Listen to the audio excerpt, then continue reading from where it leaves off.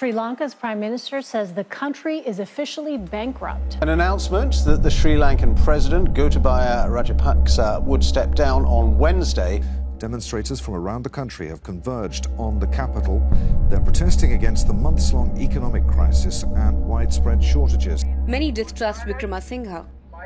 They see him as being close to the ruling Rajapaksa family, who they want gone from power. We don't have any faith in the current Prime Minister, to be honest.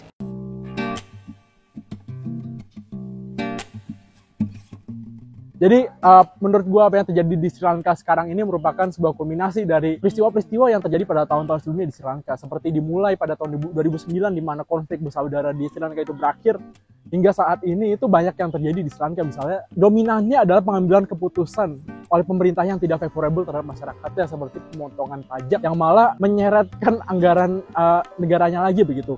Dan ada juga dependensi terhadap komoditas-komoditas impor begitu. Karena setelah terjadinya konflik bersaudara di Sri Lanka, pemerintahnya malah memfokuskan terhadap produksi domestik gitu, sehingga mereka tidak memperkirakan kebijakan tersebut malah akan berujung kepada dependensi atau ketergantungan terhadap produk-produk dari luar negeri begitu.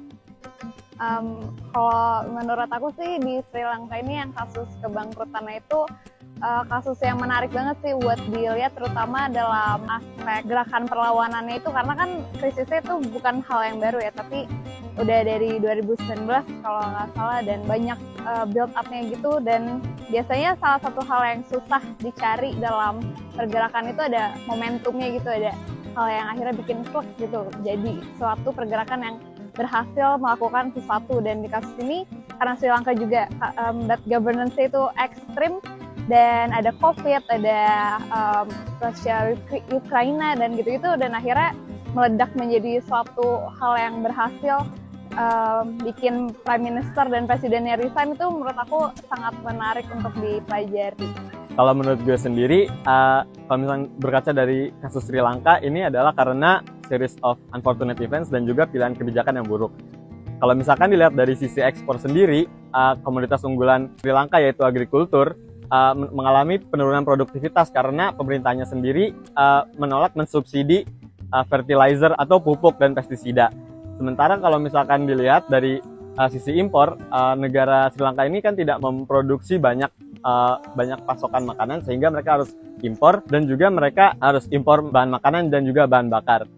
Selain itu ditambah lagi dengan kebijakan pemotongan pajak yang disruptif dan menyebabkan revenue atau pendapatan dari negara Sri Lanka itu menjadi semakin turun, dan sehingga tidak bisa membiayai impor, sehingga terjadi gagal bayar atau default dari pinjaman luar negeri dan domestik Sri Lanka, seperti itu.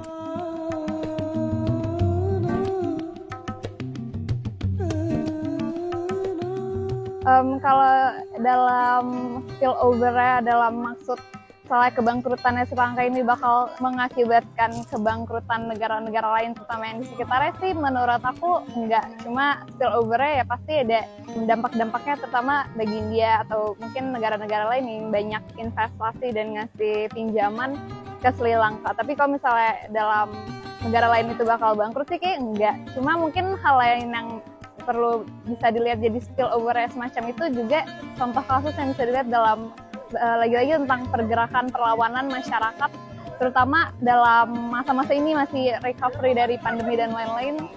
Banyak negara yang mengalami kesulitan financially, ada inflasi dan lain-lain, dan itu bisa jadi wake up call gitu mungkin bagi pemimpin-pemimpin negara lain untuk lebih mendengarkan suara rakyatnya. Kalau enggak ya bisa jadi terjadi sama kayak gitu yang di Sri Lanka, kalau misalnya pergerakannya dapat momentum dan sustainability yang sama kayak di Sri Lanka.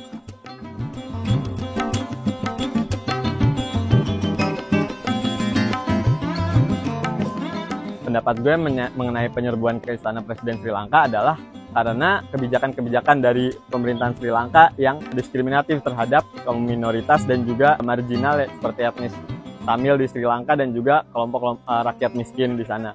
Dan selanjutnya kebijakan-kebijakan seperti hutang yang tidak bertanggung jawab kepada negara-negara lain yang memperburuk kondisi finansial Sri Lanka. Nah, maka dari itu pelajaran yang mungkin bisa kita ambil adalah bagaimana seorang pemerintah bisa mengambil kebijakan dengan bijak dan mendengarkan suara dari rakyat, akademisi, dan juga lembaga swadaya masyarakat, seperti itu.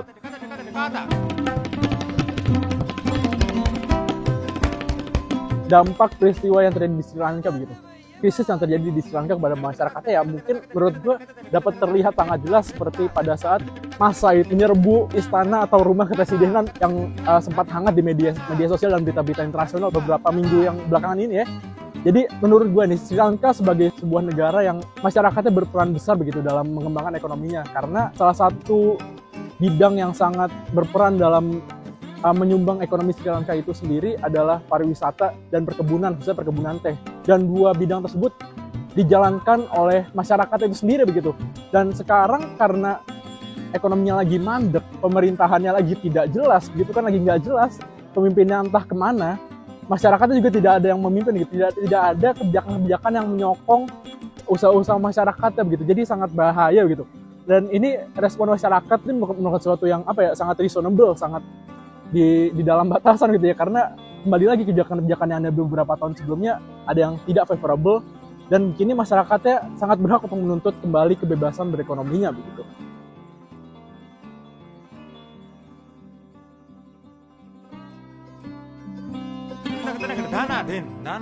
Dana